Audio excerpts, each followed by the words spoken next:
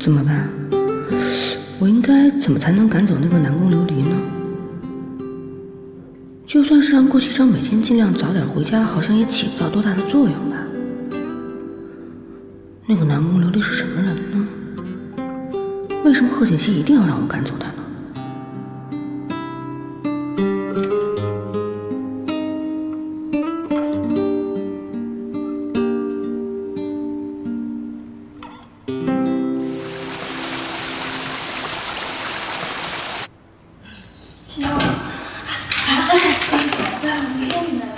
经理，这次发布会怎么样？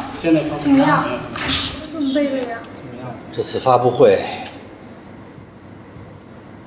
圆满成功！太好了！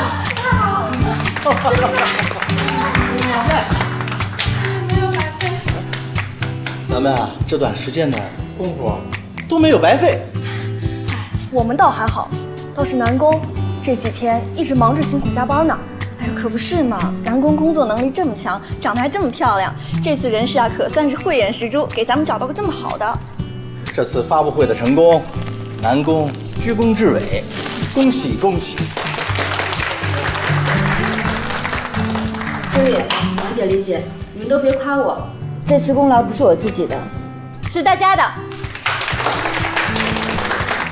好了，我听常副总说，这次发布会成功之后，他会跟顾总商量商量，咱们全面调薪。哎呦，可算了吧，谁知道顾总怎么想的呀？我听说人事可提过好几次了，从来没成功过。那得，咱们不说这个，今天晚上我请客，你们好好想想，你想吃什么，好不好？好。我要吃烧烤。